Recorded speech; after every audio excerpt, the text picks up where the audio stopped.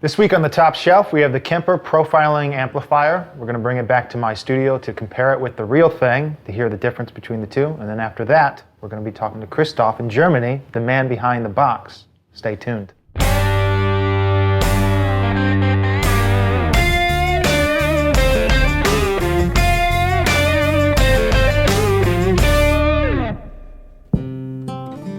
About 2 months ago, I was listening to a production Scott did, and I commented on his guitar takes, and he was explaining to me this new box called a Kemper. Let's talk about it, because when I heard it, I didn't believe it, and then you showed it to me. I've been using plug-in amp sims for years. I've gotten sounds that I think are really good out of them, and for a number of reasons, they've been useful to me to getting the records done the way that I wanted to get them done. And when this came along, the idea was really cool that I could capture my own amps. I have a number of amps that I love using. So the idea of being able to kind of immortalize them here, go back to them at that, in the same way anytime if I want to punch in later. If an artist, for example, I just did a new single for a friend called Fire, a band based here in Chicago. The artist brought his triple super lead head over. We profiled 60, 65 different combinations of settings on his 3 channels. He then took this home, tracked all of his stuff himself at home through the SPDIF out, so no quality was lost in his converters, his little project studio.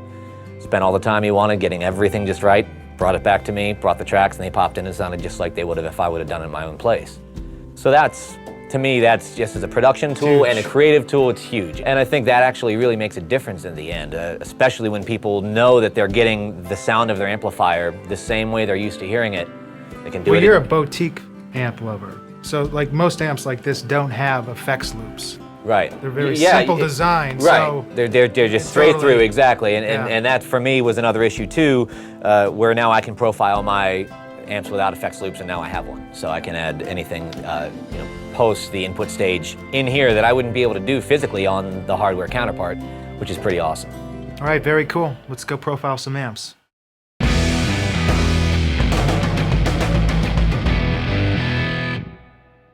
So now that we have the Kemper connected, we go into profiling mode, which is about 30 seconds worth of test signals that the Kemper sends into the amplifier.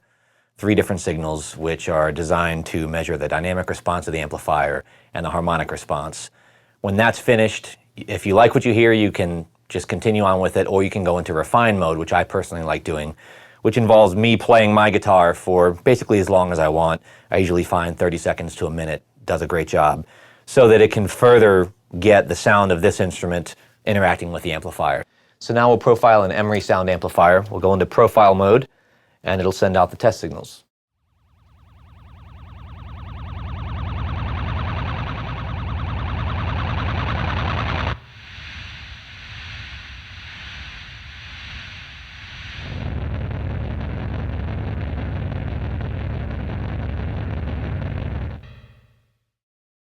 There.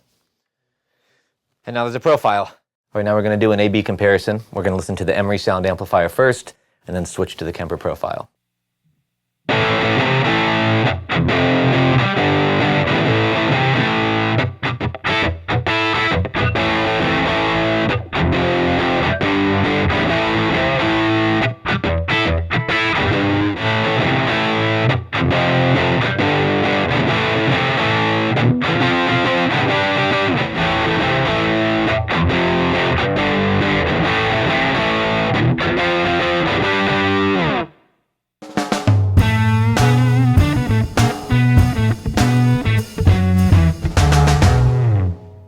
All right, so we just profiled Mark's 1967 twin reverb amp. We're going to go through the refine process. This is not designed to be musical. This is just me playing various chords and different registers around the guitar, just to get the tonality of the different registers on the neck.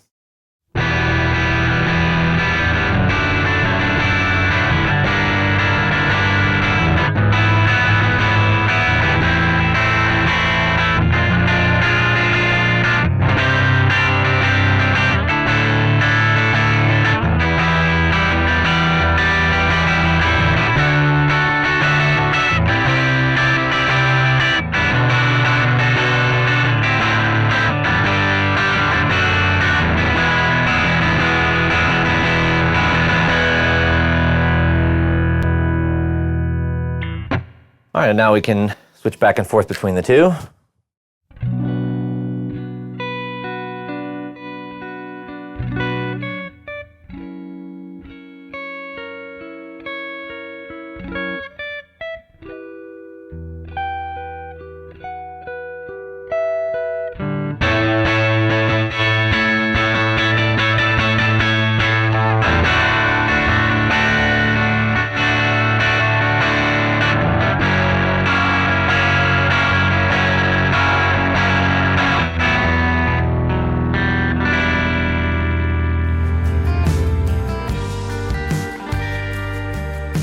first heard about the Kemper, I was already interested in the concept of it. But when I found out it was the same designer as the Access Virus, I knew it would be awesome. That synthesizer gets probably the most use of any in my studio. But honestly, I didn't think it was going to be as good as it is. It really is a phenomenal piece of gear. And I think, especially with as many artists as you have coming through here, bringing different amps every day, sometimes multiple amps, it would be an awesome thing, because not only are you able to capture it for yourself and you can use it on future productions, but if they come back, want the same sound on their record in a couple years, or want to do punch-ins, it's all sitting right there to pull back up. Yeah, it's pretty incredible. That's all I can say. The biggest thing is, though, a guy that hates digital boxes that you have to get layers through, hard disk stuff, like an old hard disk recorder from like 1999. I couldn't do it. My mind wouldn't work around that. This thing is crazy simple, and this is the first time I've ever played with it, and I'm already flying on it. So on top of it, it really does sound pretty incredible. It's just great. It's fantastic.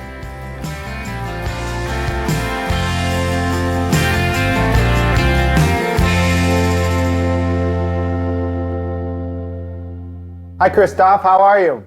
Hey, hi, how are you? So to jump into it, you're also the creator of the Access Virus synthesizer, arguably the leading hardware virtual analog synthesizer. How did the development and creation of that technology affect or influence the development of the Kemper Profiling Amplifier? Well, actually not too much, because making a guitar amp is it's a whole different task to do. It's all different. Lately we had some synergies, but the synergies were only like for the effects and stuff, you know? Okay. So I always used to have my paradigms, how I like effects, like delay, especially delay. It's a good example maybe. And you will find like the same type of delay in the Virus as well as in the Profiler. You know, in terms of like tap delay, where you select your time division for each tap, and this is similar to what we have in the Virus actually, because we liked it. And well, delay is delay. You guys are known for doing the Virus, the synthesizer. What was the inspiration behind going from the synthesizer to like the guitar? Well, I thought, first of all, we wanted to do something new. We've been doing synthesizers for like a decade and more, and I thought it's a good idea to do something else, you know, not to stay with synthesizer for the rest of my life. Sure. But to do something else.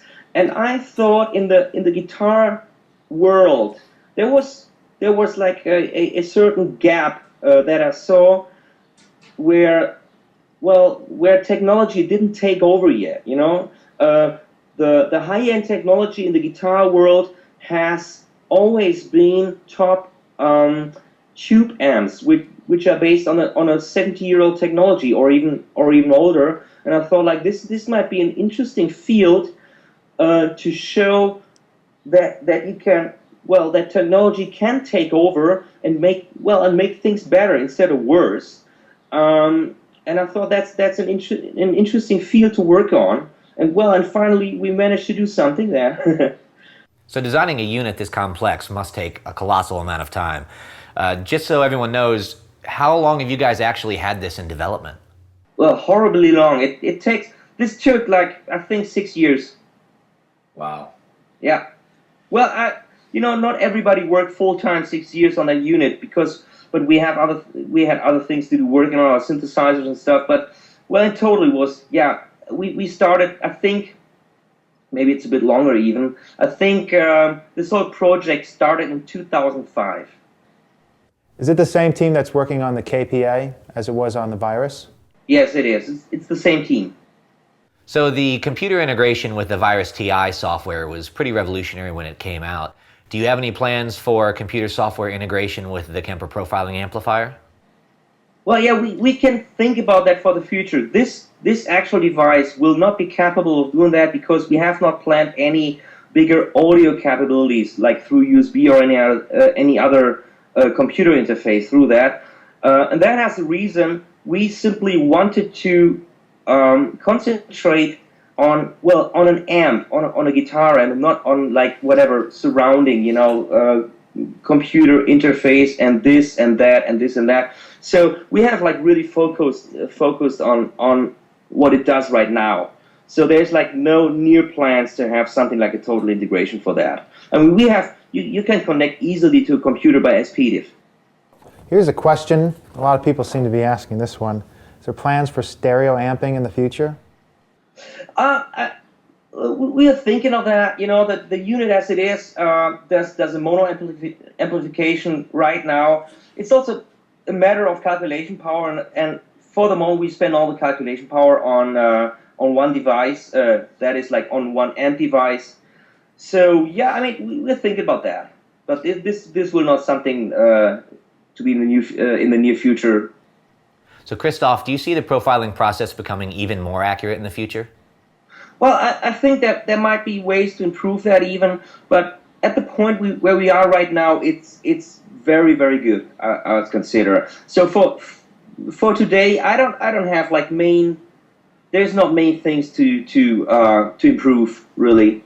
You've devoted a lot of time over the last few years. Clearly, you're a musician, correct? What instruments do you play? Well, I'm a native I'm a native keyboard player and producer. I don't play too much guitar myself, so I know to play guitar a bit, but this was more from a producer approach. Well, Kristoff, thanks again for your time and for making great products. We'll see you later. Yes, thank you. You're welcome. Take care. All right, bye. Thanks again to Kristoff Kemper for the great interview. For more information on the Kemper Profiling Amplifier, go to gcpro.com.